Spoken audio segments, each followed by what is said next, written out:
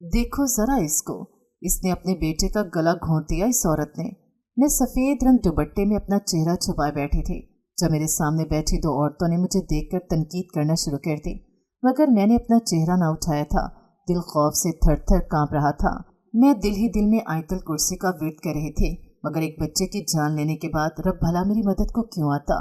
मैं तो ये सोच सोच कर घबरा रही थी कि अब मेरे साथ क्या होगा, मैं क्या करूंगी। क्या फांसी या उम्र कैद की सजा। मैं किस कदर संदिल हो गई थी। क्यों किया मैंने वो सब। मामा मुझे पकड़ लें। मामा शिरोज चुप करके बैठ जाओ, हर वक्त दिमाग ना खपाया करो। मैंने अपने 2 साल के बेटे को झिड़क कर बिठा दिया। उसके शोर करने पर मुझे उस पर गुस्सा आ रहा था। मैं हाथ में चाय का कप पकड़े नई सोचों में गुम थी कि किस तरह मैं अपने शोहर से छुटकारा हासिल करूं। शादी के 5 साल बाद भी मुझे उससे लगाव नहीं हुआ था। मैं आज भी शावेज को याद किया करती थी और उससे ही दोबारा शादी करना चाहती थी। ऐसा नहीं था कि मेरा शौहर अच्छा इंसान नहीं था, मगर मैं अपने दिल को क्या करती जो सिर्फ शावेज के लिए ही धड़कता था। मुझे शावेज से बचपन से ही मोहब्बत थी। दिलावर तो मेरा खालाजाद था। दिलावर से शादी मेरे घर वालों की मर्जी से हुई थी। ये इन दोनों की बात थी जब मेरी उम्र सिर्फ 18 साल थी। शावेज, तुम अपने घर वालों से बात क्यों नहीं करते कि वो मेरे घर पर रिश्ता भेजे। रुमैसा, मैं अभी अपने घर शादी की बात नहीं कर सकता। अभी मेरी उम्र ही क्या है, 25 का तो हूँ सारा, और फिर मुझसे भी बड़े बहन भाई हैं। मेरे घर वाले कभी भी मेरी शादी इतनी जल्दी नहीं करेंगे। तुम मेरी बात को समझने की कोशिश करो। तुम अपने घर वालों को रोक के क्यों नहीं रख सकती। मैं तुम्हारे बगैर नहीं रह सकता। शावेज मुझे तसल्लियाँ दे रहा था और मशवरे भी, मगर मैं उससे ये नहीं कह सकी कि मेरे घर वाले मेरी शादी जल्दी करना चाहते हैं कि कहीं शावेज घर पर रिश्ता लाने से इनकार ही न कर दे और कहीं नाराज ही ना हो जाए। न जाने क्यों मुझे शावेज की नाराजगी से बहुत डर लगता था। मैं घर पहुंची तो अम्मा गुस्से से इधर से उधर चक्कर लगा रही थी। मुझे काफ़ी हैरत हुई। मैंने अम्मा से कहा कि अम्मा क्या हुआ है। तभी अम्मा ने आओ देखा न ताओ और मेरे चेहरे पर थप्पड़ रसीद कर दिया और कहने लगी, तुम्हें अपने बाप की इज्जत का भी ख्याल नहीं था। क्यों किया तुमने ऐसा। किस चीज़ की कमी रखी है तुम्हारे बाप ने। हर चीज़ तुम्हें ला कर देता है, प्यार मोहब्बत भी इतना करता है, फिर तुम्हें वही लड़का मिला था हमारी इज्जत मिट्टी में मिलाने के लिए। अम्मा की बात पर मेरे रोंगटे खड़े हो गए। अम्मा ने मुझे शावेज के साथ कहीं देख लिया था। मुझे समझ नहीं आ रही थी। तभी अम्मा कहने लगी कि शक तो मुझे काफ़ी दिनों से ही था। तुम्हारी चाल ढाल, तुम्हारे बैठने उठने का अंदाज, तुम्हारी बातों का अंदाज बिल्कुल बदला हुआ था। और जब नई नई जवानी चढ़ती है ना, और इस जवानी में बेटियां जब अपने रंग रूप बदल जाएं तो माँ बाप की आंखों से ओझल नहीं हो सकते। मैं तो 1 महीने पहले से ही जान चुकी थी कि तुम किसी लड़के से मिलती जुलती हो। घर के अंदर दाखिल होते ही जहाँ पहले तुम्हें गर्मी लगा करती थी, आते ही तुम निढाल होकर सोफे पर बैठ जाती थी, और आजकल तो तुम्हारे चेहरे से मुस्कुराहट ही ख़त्म नहीं होती। तो भला मुझे शक क्यों ना होता। वो तो खुदा का शुक्र है कि पड़ोसन ने मुझे तुम्हारे बारे में सब बता दिया। वो तुम्हें और इस लड़के को कहीं देख चुकी थी, और सोचो अगर उसने पूरे मोहल्ले में ये बात थमा दी तो तुम्हारे बाप की क्या इज्जत रह जाएगी। क्या वो पूरे मोहल्ले में मुंह दिखाने के काबिल रहेगा। मैं अम्मा की बात पर नजरें चुराने लगी और अम्मा से कहने लगी कि अम्मा, मुझे इस लड़के से शादी करनी है। अम्मा ने आंखें फाड़े मेरी तरफ देखा और कहने लगी कि हद है ढिठाई की। मुझसे माफ़ी मांगने की बजाय तुम मेरे साथ ढिठाई से बैठी अपनी शादी की बातें कर रही हो। मगर मैंने दिल ही दिल में सोचा कि मैं शावेज के लिए अपनी बात पर डटी रहूंगी।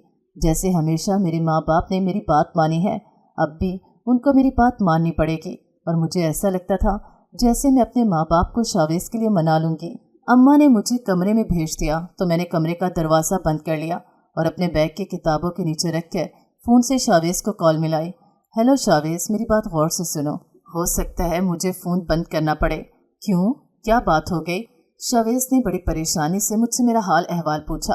शावेज, अम्मा को हमारे बारे में सब पता चल गया है और अनकरीब वो मेरे कमरे की या मेरी चीज़ों की तलाशी भी लेंगी। मैं इस फ़ोन को छुपा रही हूँ, हम छत से एक दूसरे को देख लिया करेंगे। मैं इस बात पर रो रही थी कि शायद अब मेरा शावेज से मिलना ना हो। मैं इसको देख के बगैर कैसे रहूँगी, यही सोच सोच कर मैं मुसलसल रो रही थी। शाम हुई तो अब्बा कमरे में आए और आकर कहने लगे कि बाहर आकर खाना खाओ। अब्बा का रवैया भी बदला बदला था, जिसका मतलब था कि अब्बा को सब कुछ मालूम हो गया है।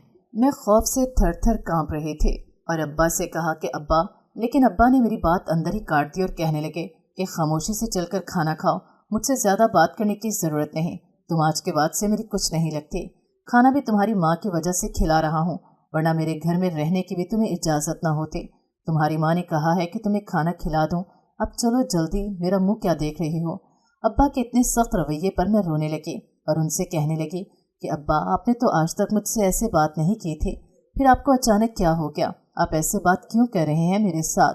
तभी अब्बा ने कहा कि हाँ, अब तक किसी पड़ोसी ने मुझे आकर उस बात का ताना नहीं दिया था कि अपनी बेटी को घर बिठा कर रखो, बाहर गुलछड़े उड़ाती फिर रही है। अब्बा की बात ने एक दफ़ा मेरे होश उड़ा दिए। मैंने नज़र चुराते हुए अब्बा की तरफ देखा तो न जाने वो किस तरफ देख रहे थे।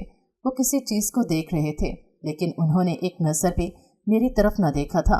मैंने अपने अब्बा से कहा, अब्बा, वो लड़का बहुत अच्छा है, आप एक दफ़ा उससे मिल तो लें। तभी अब्बा कहने लगे, मैं जानता हूँ इस लड़के को कि कितना अच्छा है वो, और ये भी जानता हूँ, मुझे तो अफसोस इस बात का हो रहा है कि मेरी बेटी को एक ऐसा लड़का पसंद आया जिसको इसके घर वाले पसंद नहीं करते। जानती हो, इसका बाप पिछले हफ्ते ही मुझसे शिकायत कर रहा था कि इसका लोफर और बेरोजगार बेटा घर पर बैठकर मुफ्त की रोटियां तोड़ता है। हर दूसरे दिन उसकी कोई ना कोई शिकायत मिलती रहती है। इस लड़के को तुमने पसंद किया है अपने लिए, क्या ही दाद दूं मैं तुम्हारी पसंद की। अव्वल तो तुमने एक मर्तबा भी नहीं सोचा कि तुम अपने ही मोहल्ले में ये सब कर रही हो, तुम्हारे बाप की इज्जत का क्या होगा। और फिर अगर तुमने ये काम करना ही था तो किसी नस्ली या अच्छे घराने के लड़के से करती, ताकि कल को मैं इतना सर झुका कर न चलता। अब्बा, रिस्क की बात न करें, वो तो मैं अपना रिस्क साथ लेकर जाऊंगी। अम्मा के आने से पहले आप भी तो गरीब घराने से ताल्लुक़ रखते थे, अम्मा के आने के बाद ही आपके हालात बदले हैं। मैं भी अपना रिस्क साथ लेकर जाऊंगी। मेरे अब्बा ने मुझे मेरी बात पर दुख भरी निगाहों से देखा था, जैसे उन्हें यकीन न आ रहा हो कि ये अल्फाज मेरे ही हैं। हाँ, गरीब जरूर था, मगर इज्जतदार घराने से ताल्लुक़ रखता था। तुम्हारी माँ मेरे पास मेरे मालो दौलत देख कर नहीं आई थी, बल्कि इज्जत देकर आई थी। और तुम जहाँ जाना चाह रही हो वहाँ ना तो मालो दौलत है और ना ही इज्जत है।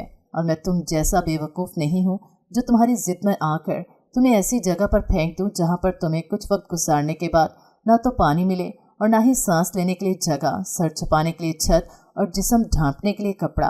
अब्बा, मुझे इतना तो यकीन है कि वो आपसे तो बहुत बेहतर रखेगा मुझे, क्योंकि वो मुझसे बहुत प्यार करता है और मेरी खातिर वो कुछ भी कर सकता है। न जाने क्यों मुझे कुछ भी दिखाई नहीं दे रहा था। शावेज के अलावा कोई शख्स, कोई बंदा मेरे सामने कोई अहमियत नहीं रख रहा था। जिन लोगों ने मुझे हर मुश्किल वक्त में मेरा साथ दिया, मुझे पाल पोस कर बड़ा किया, मुझे इस काबिल बनाया कि मैं अपने पैरों पर खड़ी हो सकूं, आज मुझे वही लोग बहुत बुरे लग रहे थे। मेरा दिल चाह रहा था कि अम्मा अब्बा मुझे आज़ाद कर दें, बस मुझे इस वक्त शावेज ही चाहिए था। मगर मेरे अब्बा ने आओ देखा न ताओ और मेरी शादी मेरी खालाजाद से कर दी। मैं खालाजाद से सख्त नफरत करती थी, मुझे वो बिल्कुल भी पसंद नहीं था। या ये कहना बेहतर होगा कि शादी के बाद बिल्कुल पसंद नहीं रहा था, वरना वो अपने घर का और हमारे ख़ानदान का सबसे ज़हीन और सबसे अक्लमंद लड़का था। उसकी बातें, उसके चर्चे दूर दूर तक फैले हुए थे। हर कोई उसकी तारीफ़ करता न थकता था। मैं दुल्हन बनी स्टेज पर बैठी थी जब हर कोई मेरे पास आकर मुझे कहता कि तुम बहुत खुश नसीब हो जो तुम्हें ऐसा शौहर मिला, कदर करना ऐसे शौहर की। और मैं बस यही सोचती रह गई कि इसमें ऐसा क्या है जो हर कोई मुझे इतनी सन्नत दे रहा है। न जाने क्यों इस वक्त मुझे हर कोई बुरा लग रहा था। मेरा दिल नहीं चाह रहा था कि मैं किसी से बात करूं, इसलिए खामोशी से बैठी रही। मुझे दिलावर के कमरे में भेजा गया तो दिलावर बड़ी मोहब्बत के साथ मेरे पास आया। वो मुझसे उम्र में दुगना बड़ा था, मगर पहले ही रोज़ वो मुझसे इस कदर मोहब्बत करता था जैसे मैं कोई बेशकीमती हीरा हूँ। मगर मैं हमेशा उसकी नाकदरी करती, हमेशा उसको किसी न किसी बात पर ताना देती रहती, कभी उसकी रंगत पर तो कभी उसकी बड़ी उम्र पर। मगर वो मेरी हमेशा बात को बड़े गौर से सुनता और खामोशी से बर्दाश्त कर जाता। कभी कभार मुस्कुरा कर देख लेता। मुझे उसकी हरकतों की समझ नहीं आती थी, या तो वो बेवकूफ़ था या मुझे बना रहा था। भला कैसे कोई इस कदर ढीठ हो सकता है। इसको हर वक्त कुछ ना कुछ सुनाती रहती थी, फिर भी उसने कभी मुझे छोड़ने की बात नहीं की थी। एक रोज़ वो मेरे पास आए और आकर कहने लगा, न जाने मैंने कौन सी नेकी का काम किया था जो तुम जैसी बीवी मुझे मिली है, इस कदर खूबसूरत, इस कदर हसीन। मैं नहीं जानता कि खाला ने तुम्हारी शादी मुझसे क्यों कर दी, तुम्हें कौन से लड़कों की कमी थी, लेकिन अगर उन्होंने मुझे इस काबिल समझा है तो मैं उनकी उम्मीदों पर पूरा उतरूंगा। मैं तुम्हें इतना प्यार दूंगा, इतनी मोहब्बत दूंगा कि तुम खुद को दुनिया की सबसे हसीन औरत, सबसे खुश नसीब औरत समझोगी। मैंने तंजिया मुस्कुराते हुए सर झटक दिया और कहा कि मैं खुद को कभी भी खुश नसीब नहीं समझ सकती। हम दोनों का भला क्या जोड़, तुम स्याह रंग के मालिक और मैं सुर्ख और सफ़ेद रंगत की मालिक। तुम कहाँ मुझसे दुगनी उम्र के और मैं तो अभी अभी जवानी की सीढ़ी पर चढ़ी हूँ। पैसे भी तुम कोई ख़ास नहीं कमाते, मेरी ख्वाहिशात तुम ठीक से पूरी नहीं कर पाते। भला तुम्हारा और मेरा क्या जोड़। मैं तो वो लड़की थी जो हर दूसरे दिन कोई नया लिबास ले आती थी और जब से तुम्हारे साथ शादी हुई है मैंने अब तक चंद सूट ही खरीदे हैं, जबकि ये बात हकीकत थी कि मेरे शौहर ने वो चंद सूट ही मुझे हज़ारों रुपए के दिलाए थे। मगर फिर भी मैं हमेशा उसकी नाशुक्री करती रहती, कोई ना कोई बहाना तलाश करती रहती जिससे उसको तकलीफ़ पहुंचा सकूं। मगर वो कभी भी मेरी दी गई तकलीफ़ को सर पे सवार नहीं करता था और ना ही कभी बुरा मनाता था। मेरी हर बात का हंसकर जवाब दे देता था। मुझे उसकी ये आदत अच्छी भी लगती थी, मगर कभी कभी मुझे उससे चिढ़ होने लगती थी कि ये कैसा इंसान है, इसको मेरी कोई बात बुरी नहीं लगती। मैं तो मौका तलाश करती थी कि कब ये मुझे तलाक दे और मैं अपने घर जाऊं और जाकर शावेज से शादी करूं। मैं जब से शादी करके आई थी तब से शावेज से राब्ते में थी। मैं हर रोज़ उससे बात करती, सारा दिन खुशगपियों में गुजार देती, मगर रात को जब दिलावर घर आता तो उसके सामने या तो सोती बन जाती या फिर उसे जलाने लगती। मगर वो भी अल्लाह का ऐसा बंदा था कि इतनी थकावट के बाद भी मेरी बात को बहुत गौर से सुनता और कहता कि तुम्हें जो भी मुझसे शिकवे शिकायतें हैं वो मुझसे किया करो। मुझे अच्छा लगता है जब तुम मुझसे शिकवे करती हो या शिकायतें करती हो। अगर मैं कभी रोटी कम बनाती या ना बनाती तो ये कहकर बात को टाल देता कि कोई बात नहीं, कभी कभी काम करने को दिल नहीं भी करता, आज मैं खाना बाहर से लेकर आता हूँ। मेरी हसरत ही रह गई कि वो मुझसे झगड़े लड़ाई करे, मुझे ताने दे और फिर घर से निकाल दे, ताकि मैं अपने घर वालों को जाकर कहूँ कि मैंने घर बसाने की बहुत कोशिश की, मगर मेरे शौहर ने मुझे अपने साथ न रखा। मुझे इस बात की तकलीफ भी थी कि आखिर क्यों मेरा शौहर मुझसे बुरा रवैया नहीं रखता, लेकिन कभी ये ख्याल नहीं आया था कि वो मुझसे इतनी मोहब्बत करता है तो मुझे भी उससे उतनी मोहब्बत करनी चाहिए। मैं हमेशा शावेज के बारे में ही सोचती रहती हूँ। एक रोज़ मुझे शावेज की बहुत ज़्यादा याद आ रही थी, तभी मेरा शौहर घर आया तो मुझे रोता हुआ देखकर परेशान हो गया और कहने लगा, क्या हुआ है, परेशान क्यों हो? मैंने पहले तो कोई जवाब न दिया और फिर उसे कहा कि मैं शावेज से मोहब्बत करती हूँ। मेरी बात सुन के वो एकदम खामोश हो गया। मैंने पहली मर्तबा उसकी आंखों में परेशानी देखी थी, उसके चेहरे पर परेशानी साफ दिखाई दे रही थी। मेरे दिल में एक अजीब सी खुशी फैल गई थी कि अब मेरा शौहर मुझे लाजमी तलाक दे देगा। मगर उसकी बात सुन के मैं दंग रह गई जब उसने कहा कि कोई बात नहीं, ये आपका हक था कि आपने किसी और से मोहब्बत की। मुझे इस बात से कोई एतराज़ नहीं, आप मेरे साथ हैं, मेरे लिए यही काफ़ी है। मुझे इस बात की खुशी है कि आपने मुझसे अपने दिल की बात कही। मैं यही तो चाहता था कि आप मुझसे दोस्ताना माहौल रखें और हर बात मुझसे कहा करें, मुझसे हर तरह की तकलीफ़ शेयर किया करें। ये किस मट्टी का बना था मुझे समझ नहीं आती। मैं बहुत कोशिश के बावजूद भी उसके दिल में अपने लिए नफ़रत पैदा नहीं कर पा रही थी। मैं चाहती थी कि वो मुझसे नफ़रत करने लगे और मेरी हर बात को मनफी अंदाज में सोचे। दिलावर, मैं तुम्हारे साथ नहीं रहना चाहती, मैं शावेज से शादी करना चाहती हूँ, तो मुझे तलाक दे दो। अब की मर्तबा उसने मुझे हैरत से देखा और कहने लगा, क्या आपको लगता है कि वो अब आपको अपना लेगा? और इस बच्चे का क्या जिसको आप जन्म देने वाली हैं, क्या ये आपके बगैर रह लेगा या मेरे बगैर रह लेगा? आपको लड़का और मिल जाएगा, मुझे लड़की और मिल जाएगी, मगर इसको माँ बाप का प्यार नहीं मिलेगा। मगर वो क्या जानता था कि मैं पहले न जाने कितनी मर्तबा अपना हमल ज़ाया कर चुकी हूँ। अब की मर्तबा न जाने कैसे मेरा हमल बच गया और मुझे पता ही न चला। मेरे आखिरी महीने चल रहे थे और दिलावर मेरा ऐसे ख्याल रखता था जैसे मैं कोई नाजुक सा पत्थर हूँ, जो नीचे गिरा तो टूट जाएगा। तो वो मुझे बिस्तर से भी नहीं उठने देता था। अल्लाह ने मुझे बेटे से नवाजा था, हर कोई मुझे मुबारकबाद दे रहा था और कह रहा था कि तुम तो बहुत खुशकिस्मत हो, शुक्र अदा करो, रब ने इतना अच्छा शौहर दिया, इतना चाहने वाला शौहर दिया और ऊपर से पहली औलाद ही बेटा दे दी। तुम्हारे तो वारे नियारे हैं, हर तरफ से तुम्हें खुशी और खुशियाँ ही मिल रही हैं। तुम जानती हो इस बेटे के लिए लोग तरसते हैं, लेकिन तुम्हें तो रब ने ऐसे ही दे दिया। मगर मुझे इस बेटे से भी कोई लगाव नहीं था। दिलावर हर वक्त मुझे इसके पास रहने को कहता, या कभी मैं अकेली बैठी होती तो इसको उठाकर मेरे पास लिटा देता और कहता कि ये हमारी रौनक है, हमारे घर की रौनक है। मगर मुझे इस बच्चे से कोई भी लगाव नहीं हो रहा था। मेरी कम उम्र में शादी हो गई थी, लेकिन मैं मोहल्ले के एक लड़के से मोहब्बत करती थी। शादी के बाद एक बेटे की माँ बनी, लेकिन मेरा दिल अब भी उसी लड़के के लिए धड़कता था। उस लड़के के साथ नई जिंदगी शुरू करने के लिए मैं कुछ भी कर सकती थी। अब मैंने एक नया हरबा संभाल लिया कि मैं अब अपने बेटे से नफरत करने लगी, उसको नज़रअंदाज करती रहती। वो रोता रहता मगर मुझे कोई फ़र्क नहीं पड़ता था। अक्सर औक़ात जब दिलावर घर होता तो मेरा बेटा रो रहा होता। दिलावर कहता कि मेरी नहीं तो अपने बेटे की फ़िक्र कर लो। اب دلاور میں کچھ تبدیلیاں آنے لگی تھی، شاید اولاد کی وجہ سے تھی۔ اب وہ پہلے جیسا نہیں رہا تھا اور مجھے جھڑک بھی دیتا تھا اور سمجھا بھی دیتا تھا، مگر مجھے کسی کی سمجھ نہیں آتی۔ میں یہی کہتی تھی کہ تمہارا لال ہے، جس کو خود سنبھالو، مجھ سے یہ سب چونچلے نہیں ہوتے۔ تبھی وہ کہتا کہ مجھے لگتا ہے کہ شاید اولاد کے بعد تم بدل جاؤ گی، اس لیے میں تب سے تمہیں وقت پر وقت دے رہا تھا، مگر تم نہیں بدلی۔ تمہیں آج بھی اپنا وہی رویہ رکھا ہوا ہے۔ کیا تمہیں اپنا بیٹا بھی نظر نہیں آتا؟ کیسی ماں ہو تم؟ میں نے تو آج تک ایسی ماں نہیں دیکھی جو اپنے بیٹے کو یا اپنی اولاد کو ایسے نظر انداز کرے۔ مجھ سے پوچھو، میں نے ساری زندگی اپنی ماں کے بغیر گزاری ہے۔ ایک ماں کے بغیر زندگی گزارنا کتنی تکلیف دیتا ہے، لیکن تم کیا جانو اس تکلیف کو۔ میری تم سے بس یہی درخواست ہے کہ اپنی اولاد پر تھوڑی توجہ دو۔ کل کو یہی اولاد تو ہمارے ساتھ کھڑی ہوگی۔ کوئی شاویز یا کوئی اور شخص تمہارے ساتھ نہیں کھڑا ہوا، مگر مجھے دلاور کی کوئی بات سمجھ نہیں آتی تھی۔ مجھے اس کی بات بری لگتی تھی اور میں اس کو کہتی تھی کہ تم اپنی باتیں اپنے پاس رکھو، مجھے کچھ نہیں سننا، تم تو جیسے میرے اوپر گورنر ہی لگ گئے ہو۔ اب تو دلاور نے لاپرواہی دکھانا شروع کر دی تھی۔ کبھی کبھار تو مجھے اس کی لاپرواہی تکلیف بھی دیتی تھی، مگر پھر میں خاموش رہ گئی اور کچھ نہ کہتی، کیونکہ میں بھی تو یہی چاہتی تھی۔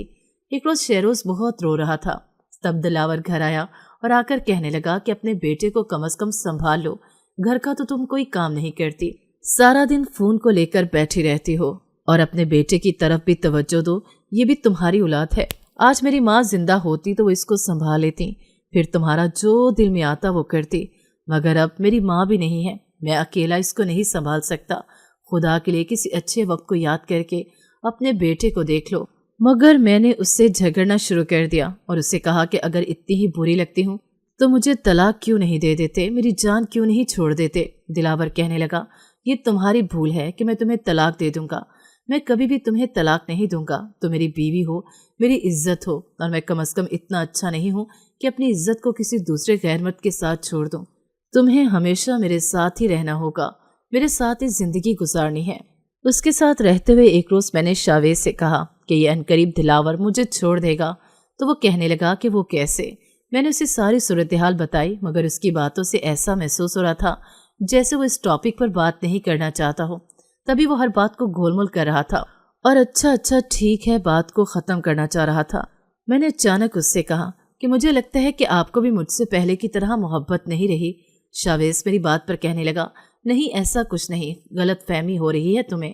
میں نے اسے کہا کہ خدا کرے غلط فہمی ہو، کیونکہ میں اپنی زندگی کا فیصلہ کرنے والی ہوں، جلد سے جلد اور جلدی میں تمہارے پاس آ جاؤں گی۔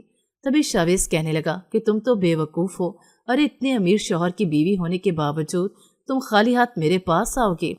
اس کو لوٹ کر آؤ نا، اس کے سارے پیسے اپنے بینک میں رکھوا لو، اور ساتھ ہی ساتھ وہ جو گھر ہے نا وہ بھی اپنے نام کروا لو۔ میں نے اس سے کہا کہ نہیں، مجھے کچھ نہیں چاہیے، مجھے تو صرف اور صرف تمہاری محبت چاہیے۔ تبھی شاویز کہنے لگا کہ میں تو تمہارے پاس ہوں گا ہی، لگے ہاتھ دولت بھی آ جائے گی، اور جتنے اس کے پاس پیسے ہوتے ہیں، میری اگر ساری زندگی بھی کام نہ کروں تو بھی سکون سے زندگی گزار سکتا ہوں۔ مطلب شاویز کی ایسی باتیں مجھے عجیب لگتی تھیں اور تکلیف بھی دیتی تھیں، مگر میں زیادہ اس کی باتوں پر دھیان نہیں دیا تھا اور اس سے کہا تھا کہ ٹھیک ہے، میں کوشش کرتی ہوں، مگر یہ اتنا بھی آسان نہیں۔ میں چاہتی تھی کہ شاویز میرے لیے کمائے، خود محنت کرے، مگر وہ میرے شوہر کے پیسوں پر راج کرنا چاہتا تھا۔ مجھے یہ بات اچھی نہیں لگتی تھی، لیکن میری محبت اس قدر تھی شاویز سے کہ میں سب کچھ جانتے بوجھتے بھی نظر انداز کر رہی تھی، یہ سوچ کر کہ جب میں اس کی زندگی میں جاؤں گی تو سب کچھ ٹھیک ہو جائے گا۔ میں اسے سمجھاؤں گی کہ انسان کو خود پیسے کمانے چاہیے، نہ کہ کسی کے پیسوں پر راج کرنا چاہیے۔ لیکن میرا بیٹا میرے راستے کی سب سے بڑی رکاوٹ بن گیا تھا۔ میرا شوہر مجھے اس لیے طلاق نہیں دے رہا تھا کیونکہ میرا ایک ہی بیٹا تھا، ورنہ اس نے کہہ دیا تھا کہ اگر یہ نہ ہوتا تو میں تمہیں کب کا فارغ کر چکا ہوتا۔ تم تو میری جان کا عذاب ہی بن گئی ہو۔ میں نے تمہارے لیے کیا کچھ نہیں کیا، مگر تمہیں تو عزت راس ہی نہیں آئی۔ تم نہ جانے کیا چاہتی ہو۔ شکر ادا کرو کہ شیروز ہماری زندگی میں ہے، ورنہ میں تمہیں کب کا طلاق دے چکا ہوتا۔ یہ بات سن کر میرے دل میں ایک خیال آیا کہ اگر شیروز میری زندگی میں نہ ہوتا تو اب تک مجھے طلاق مل گئی ہوتی، میں شاویز کے ساتھ زندگی گزار رہی ہوتی۔ پھر ایک دن جذبات کے طوفان میں نے ایک ناقابل معافی قدم اٹھا لیا، اپنے ہی بیٹے کا گلا دبا دیا۔ جب میرے شوہر کو اس کا علم ہوا تو انہوں نے مجھے پولیس کے حوالے کر دیا۔ عدالت میں جب جج نے میری طرف دیکھا تو حیران رہ گیا اور کہنے لگا کہ तुम इतनी छोटी हो, क्या तुम्हें अपने बेटे पर तरस नहीं आया? क्या तुम्हारे लिए तुम्हारा बेटा मायने नहीं रखता था? मैंने जज साहब से कहा कि मैं अपने किए पर बहुत शर्मिंदा हूँ। मुझे एहसास हो गया है कि मेरा बेटा मेरा सबसे बड़ा असासा था, मगर मेरा शौहर मुझे तलाक दे चुका था। उसका कहना था कि वह मज़ीद मेरे साथ नहीं रह सकता। मुझे और क्या चाहिए था? यही तो मैं चाहती थी। जेल में जाने के बाद एक मर्तबा एहसास आया कि अगर मेरे बेटे को वाकई कुछ हो जाता तो क्या मैं सारी ज़िंदगी खुद को माफ़ कर पाती? क्या मेरा प्यार इतना ही खुदगर्ज हो गया था?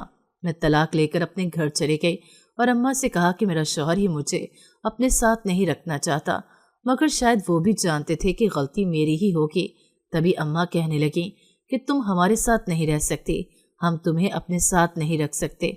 मैंने अम्मा से कहा कि ठीक है, अगर आप लोग मुझे अपने साथ नहीं रख सकते तो कोई मसला नहीं, आप लोग मेरी शादी शावेज से कर दें। आप लोग इजाज़त दें तो वो कल ही रिश्ता भेज देगा। मेरी अम्मा मुझ पर अफसोस करने लगी और कहने लगी, पता नहीं किस मट्टी की बनी हो, शायद रब भी नहीं चाहता कि तुम्हें अब सुकून मिले, क्योंकि तुमने वो किया है जो कोई माँ नहीं करती। मेरे माँ बाप ने मेरी शादी शावेज से कर दी थी। मैंने अपने साबका शौहर से कुछ नहीं लिया था सवाए हक महर 1 लाख के। मैं अपने घर से बड़े रोब के साथ शावेज के घर गई, मगर उसके घर जाते ही उसके घर वालों का रवैया देखकर मैं हैरान रह गई। जब उसकी माँ मुझे नफरत से कहने लगी कि तुम जैसी लड़कियां शावेज जैसे लड़कों के ही काबिल होती हैं, अब सारी जिंदगी इसके साथ गुजार कर देखना, फिर मैं तुम्हें मानूंगी। मैंने अपनी सास को कहा कि मैं शावेज के साथ बहुत अच्छी जिंदगी गुजार सकती हूँ। आप लोगों ने तो इसको ऐसे ही नकम्मा नकारा समझ लिया। वो मेरे साथ रहेगा तो अच्छी जिंदगी गुजारेगा। मैंने इसको पहले ही रात अपने शौहर का दिया हुआ हक महर थमा दिया तो वो मुझ पर चिल्लाने लगा और कहने लगा कि मैंने तुम्हें कहा था कि इसकी सारी दौलत अपने हिस्से में लिखवा कर आना, मगर तुमने तो मेरी एक नहीं सुनी और मेरे चेहरे पर थप्पड़ रसीद कर दिया। पहले तो मुझे काफ़ी धचका लगा, मगर फिर मैंने दिल ही दिल में सोचा कि मैं दिलावर से ये सब चाहती थी कि वो अपना गुस्सा मुझ पर उतारा करे, मगर वो तो अपना गुस्सा जब्त कर लेता था और ऐसे मर्द मुझे बिल्कुल पसंद नहीं थे। तो अब अगर शावेज मुझ पर अपना गुस्सा उतार रहा है तो मुझे वो भी अच्छा नहीं लग रहा। मैंने अपने दिल को समझाया और दिल ही दिल में ये सोचा कि ये तो मेरी मोहब्बत है, अगर इसका भी मैं गुस्सा बर्दाश्त नहीं करूँगी तो फिर मेरी मोहब्बत किस काम की? ये तो सिर्फ नाम की मोहब्बत रह जाएगी।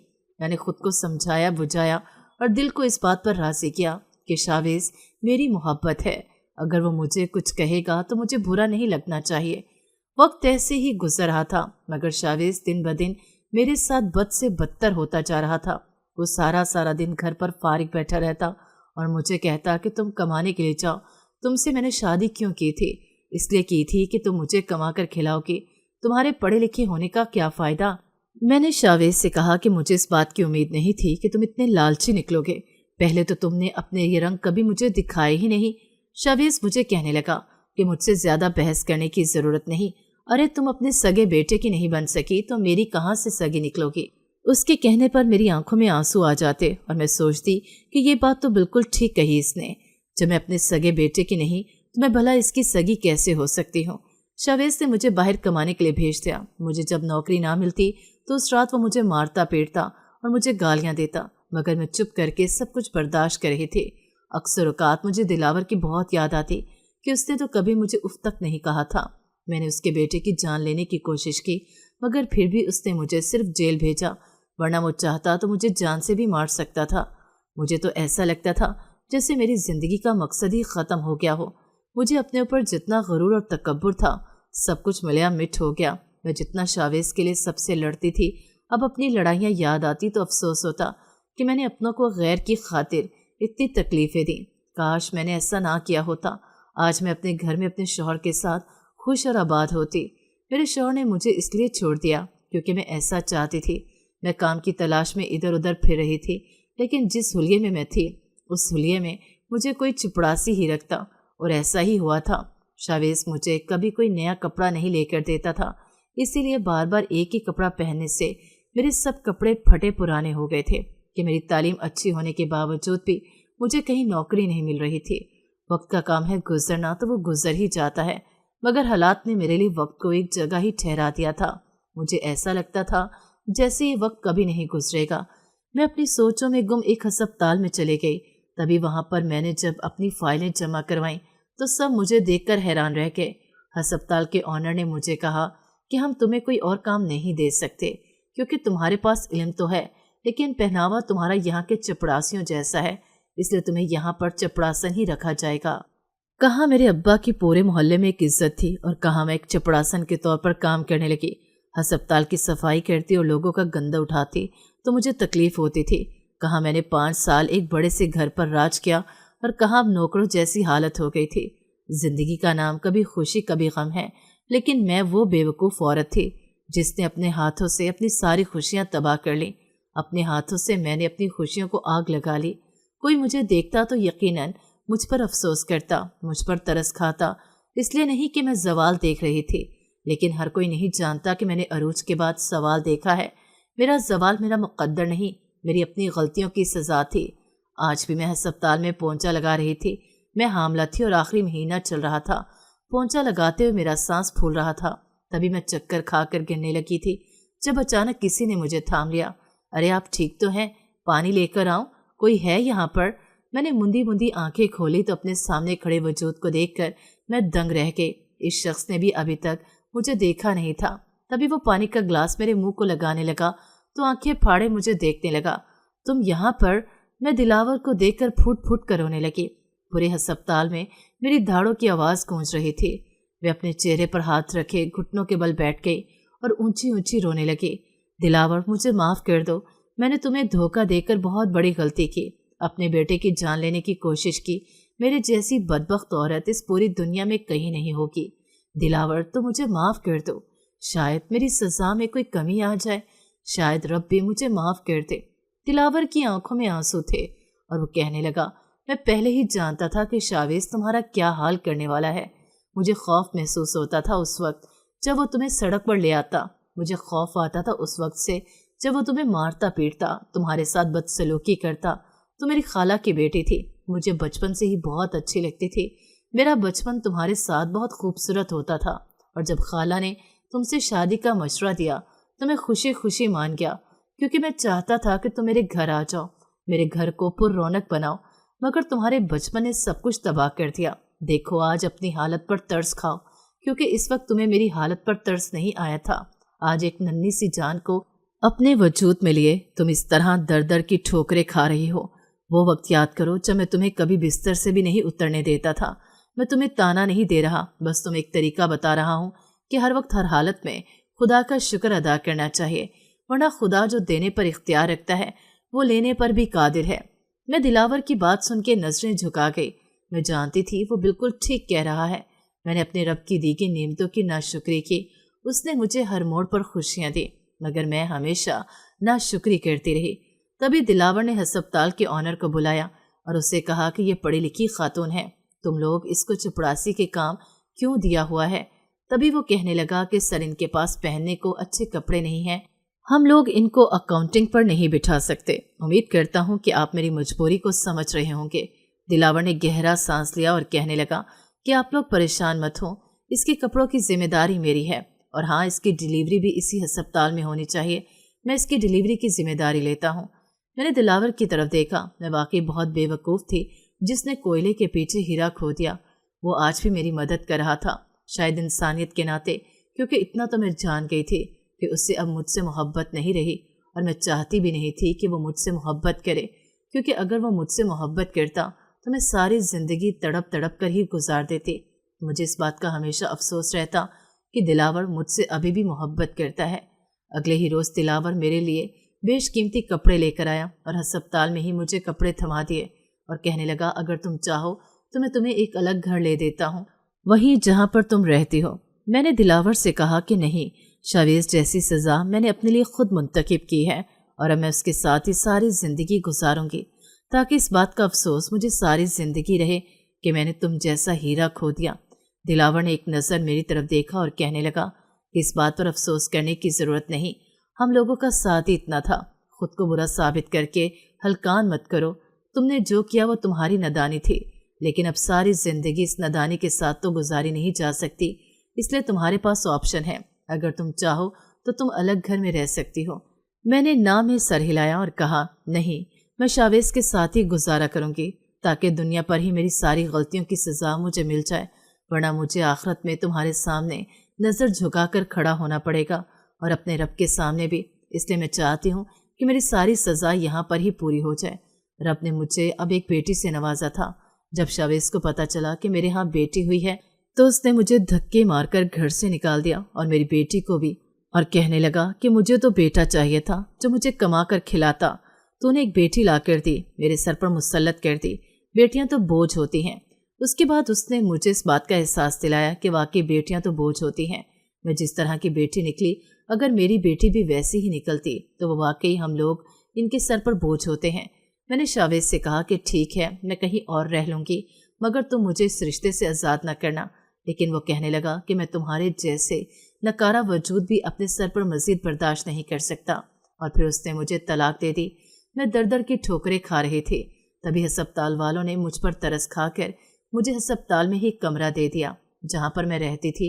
रोटी पानी का खर्चा भी अस्पताल वाले उठा रहे थे। मैं अपनी बेटी को सुलाई काम कर रही थी जब अचानक अस्पताल के ऑनर के दरवाजे पर गई। अब दरवाज़ा खटखटाती इससे पहले अंदर से आने वाली आवाज़ों ने मुझे अपनी जगह पर बुत बनाकर खड़ा कर दिया। जब मैंने सुना कि दिलावर ने मेरी रोटी पानी का खर्चा उठाया हुआ है और अस्पताल में कमरा भी मुझे दिलावर के कहने पर ही मिला है, वो मुझ पर और कितने एहसान करना चाहता था मुझे नहीं पता था। मैं आंखों में आंसू लिए ऑनर के दरवाजे पे खड़ी थी। जब दिलावर कमरे से बाहर निकला, मैंने उसकी तरफ देखकर नजरें फेर लीं। तभी वो मेरे पास आए और आकर कहने लगा कि ये मत समझना कि मैं तुम पर एहसान कर रहा हूँ, इंसानियत के नाते भी एहसान नहीं कर रहा। ये कोई एहसान नहीं है तुम पर। ये बात मत भूला करो कि तुम मेरे बच्चे की माँ भी हो। मैंने चौंक कर दिलावर की तरफ देखा तो वो मेरी तरफ देखकर मुस्कुराने लगा और कहने लगा, अपने बेटे से नहीं मिलोगे? मैंने दिलावर से कहा कि मुझे खौफ महसूस होता है कि वो जब मुझसे सवाल करेगा कि माँ मैं इतना बुरा था कि तुम मेरी जान लेने की कोशिश की तो मैं इसको क्या जवाब दूंगी। तभी वो कहने लगा कि नहीं, वो ऐसा नहीं कहेगा, तुम माँ हो उसकी, इसका बुरा तो नहीं चाह सकती ना। मेरा बेटा बहुत बड़ा हो चुका था, शायद मुझे लग रहा था। मैंने उसे पकड़कर चूमना शुरू कर दिया। वो हैरानगी से पहले मेरी तरफ देखने लगा और फिर कहने लगा कि माँ, बाबा कहते थे कि एक दिन तुम्हारी माँ तुम्हारे पास ज़रूर आएगी और उन्हें इस बात का एहसास होगा कि वह तुम्हें छोड़कर क्यों गई। मामा, आप मेरे पास आ जाए ना हमेशा के लिए। मैंने दिलावर की तरफ देखा तो उस बात पर उसने अब की मर्तबा नजरें फेर ली। मैं खुद गर्ज नहीं बनना चाहती थी, इसलिए मैंने दिलावर से दोबारा शादी न की, लेकिन अपने बेटे से आज भी मिल रही हूँ और दिलावर ने आज तक मुझे अपने बेटे से मिलने से नहीं रोका। हकीकत की बात यह है कि कुछ खुदा के नेक बंदे भी इस दुनिया में मौजूद हैं जो कभी किसी का बुरा नहीं चाहते, और दिलावर इन लोगों में से एक था।